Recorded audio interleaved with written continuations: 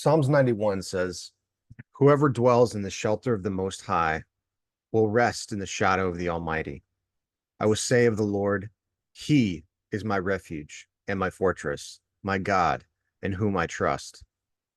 Surely He will save you from the fowler's snare and from the deadly pestilence. He will cover you with His feathers, and under His wings you will find His refuge. His faithfulness will be your shield and your rampart. You will not fear the terror of the night, nor the arrow that flies by day, nor the pestilence that stalks in the darkness, nor the plague that destroys at midday. 1,000 may fall at your side, 10,000 at your right, but it will not come near you. You will only observe with your eyes and see the punishment of the wicked." I had a friend send me that scripture last week when I was going through um, some of the emotions from my past.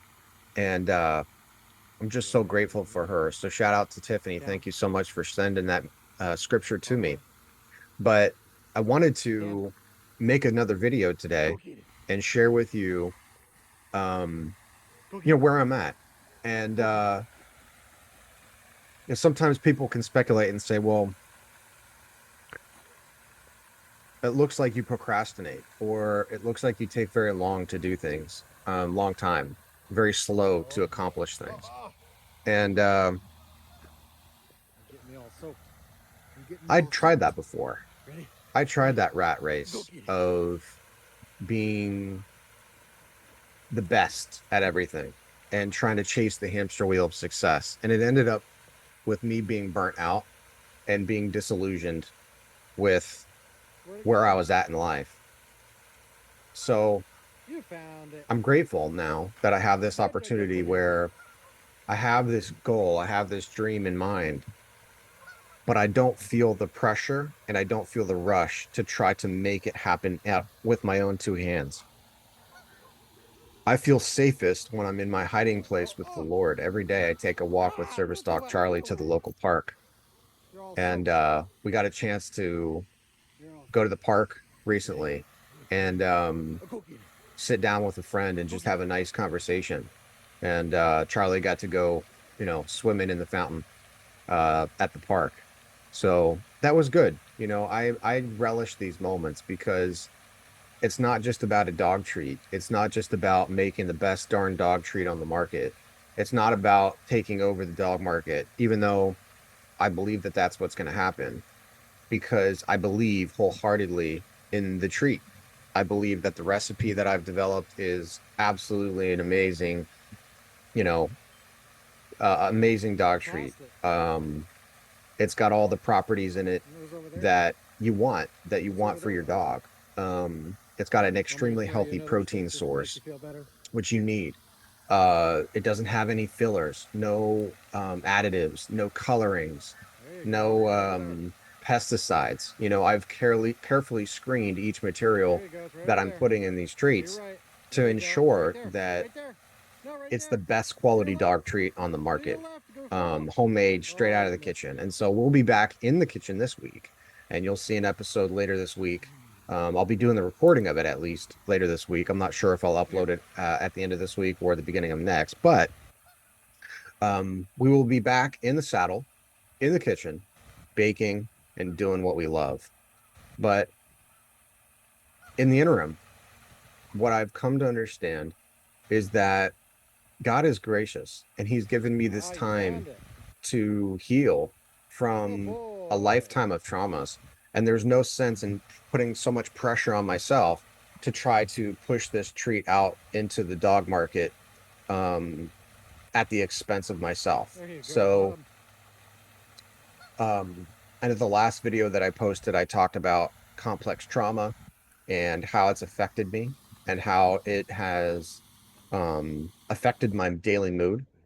Um, And since then, I got baptized at the church and I've really just been pressing in with the Lord and doing my routines, doing the things that help me using mindfulness, journaling, writing things down, praying, um, and just pressing into the Lord. And as a combination of those things, um, identifying what the triggers are has been an incredible benefit to me, writing down what was my initial wound and working through that. So, but anywho, we're going back to the dog stuff. The dog stuff is happening. Um,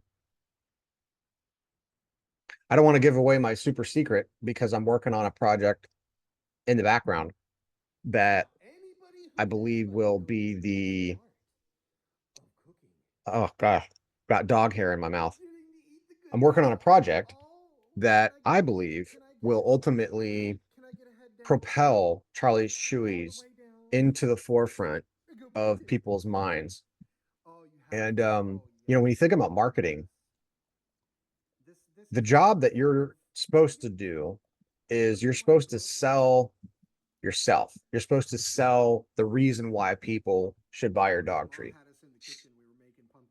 And I've decided that instead of trying to compete with other dog companies the way that they compete, which is trying to overwhelm the market, mass production, fill the shelves, commercials, all that kind of stuff. I'm going to go a different route.